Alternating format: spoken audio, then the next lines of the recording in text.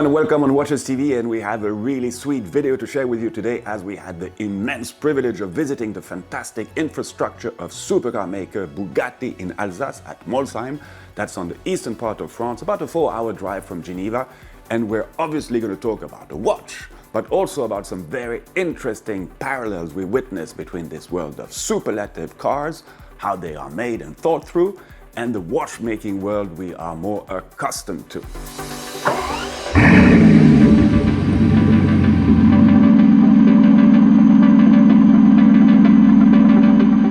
Yes, that's very sweet and definitely feels like being very spoiled, and I can live with that. But the reason we managed to get there, or let's say the perfect excuse, was to put this really original and unique chronograph, the Jean Bugatti by Jacob & Co., in the context of its inspiration. And I have to say that the brand took no shortcuts when it comes to fully express what a partnership between a watch brand and a car manufacturer should be like. And by this, I mean not simply adding a nice logo on a face dial, and something already witnessed a couple of years ago when they introduced the Chiron Tourbillon timepiece with this crazy 16-cylinder working engine, mimicking perfectly what's going on under the hood of the supercar.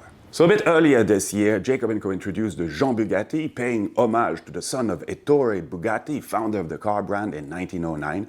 And this chronograph is seriously special when it comes to its mechanics, and in particular how the chrono information is displayed, and I'll get to this in a sec. Regarding timekeeping, this watch features a double tourbillon, but when often such a technical feat would be made explicitly visible, well, here they are slightly hidden behind a smoked sapphire glass, and you can just barely see the Bugatti logo standing on top of the tourbillon cage rotating in 60 seconds.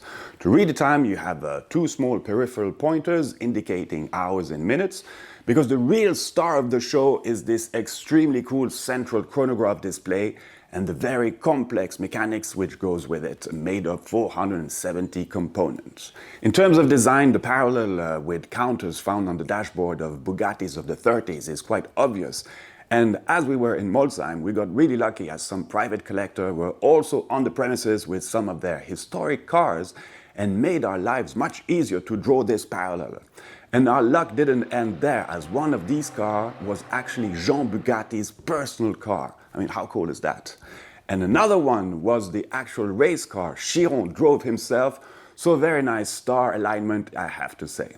But coming back to the chrono, this is how it works. Push the start pusher, and you have a 10 seconds retrograde display, and once the hand makes the full return to zero, well, you have another small hand which counts the intervals of 10 seconds. Once it reaches 60 seconds, both hands return to zero, and in between the two tourbillons, well, you have another digital display adding the minutes as they go along. So yes, definitely original, unique, and highly complex, and the chrono function actually possesses its own regulator, beating at 5 Hz, and its own barrel, giving it 2 hours of power reserve, because as you can imagine, well, this uses quite a lot of energy.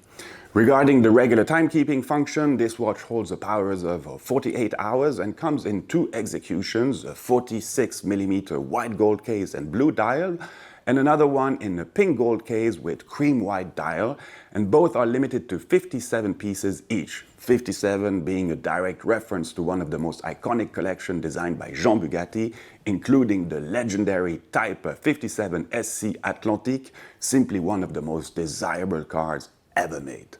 But there is something more I want to say about our visit there, and I found this extremely interesting and concerns some parallels between how the watchmaking industry works and how things are taken care of at Bugatti. There are indeed a lot of similar processes, and the notion of excellence and attention to detail is of course shared between the two. And despite talking about super high-tech solution, well, ultimately it is the human hand which assembled these cars, and as with the watchmaking workshop, you could feel the importance of natural light and the pride and pleasure workers had performing all these tasks on these super machines. And another thing I liked is that, again, though we're talking super high-tech solutions employed throughout the cars, for instance, all the electronics needed to manage the car's proper running, optimizing its balance when you're going 350 km per hour. Well, despite all this, you still have a nice and reassuring analog speed counter in the middle of the dashboard. Okay, this one goes to 500, which is naturally quite unusual, but it kind of underlines the fact that you don't have too many screens on this dashboard, and I like the reason behind this. So the other day, I was reading an interview of Bugatti's head of design, And he was basically saying that nothing is aging worse than screens in your car. And I totally get this. So this Chiron in 20 years or 30 years will still look and perform amazingly, but had you today's screen in them, or worse, screen maybe not functioning anymore, well, this would look absolutely awful. So yes, power to the analog world, power to our old school of displaying things, in particular time. Another really interesting aspect is how they source their components, parts, brakes, seats, engines, chassis, well, the whole works by working with the best suppliers depending on each need. And this is something often not highlighted enough in the watchmaking industry. For some questionable reason, marketing has forced watch brands to say that they do almost everything themselves, and I sincerely don't understand the point of that. I mean, as long as you're working with the best, who really cares, and no one will dispute the overall excellence of a Bugatti automobile. Well, I guess you understand my point, and this is something I appreciate actually about Jacob & Co. They do have some internal capabilities, but they mainly work how the industry has historically worked, meaning with creative and reliable suppliers, and they are open about it.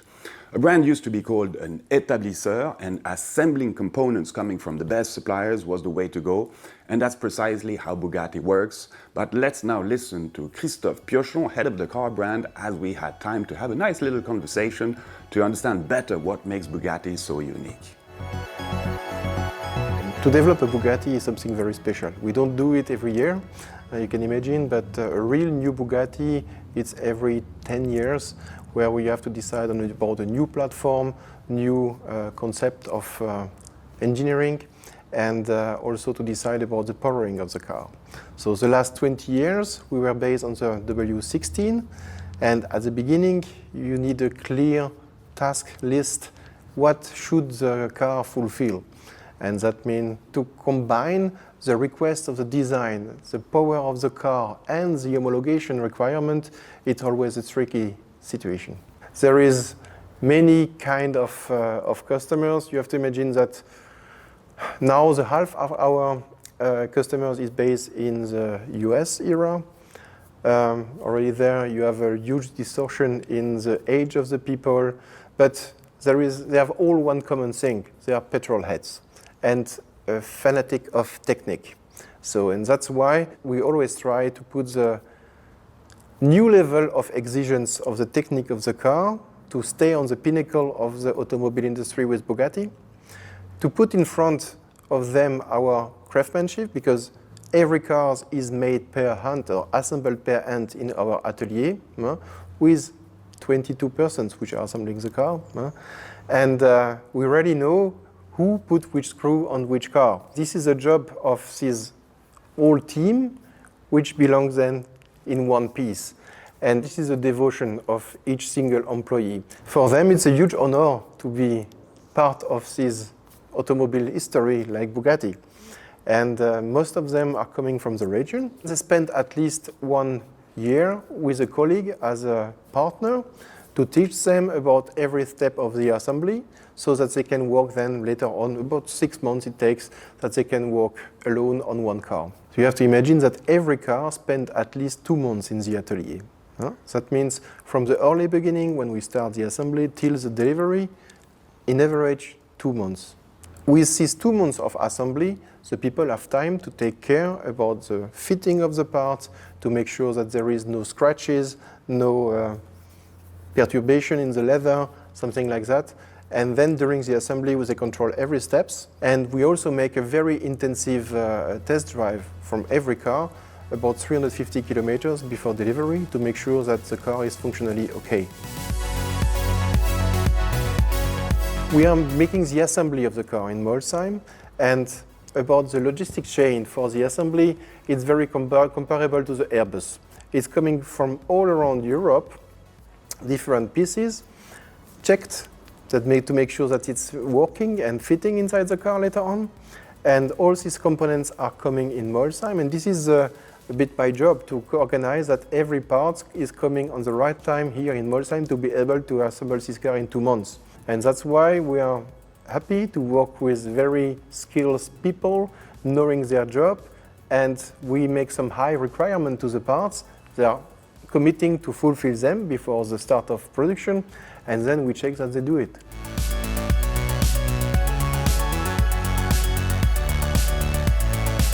So all in all, this was simply a magnificent experience, and I really enjoyed how transparent everyone was. It was sincerely a dream come true being able to walk around the factory and observe all these details, and especially see how crazily huge that engine is, and you don't really understand how it kind of disappears under that beautiful bodywork.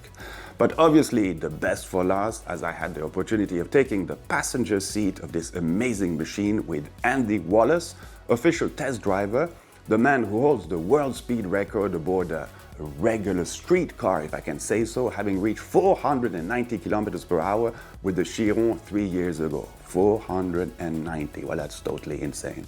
But things got even better when I could drive the Chiron Supersport myself, and boy, was this something absolutely unique. What an experience, an out of this world experience.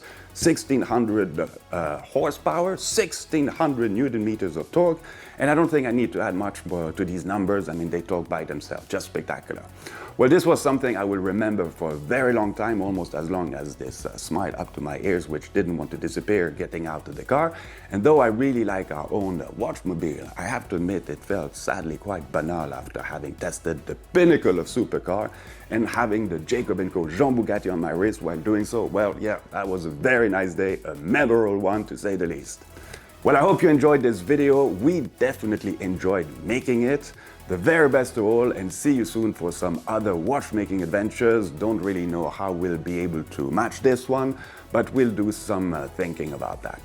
Thanks for watching, and viva watchmaking and supercars.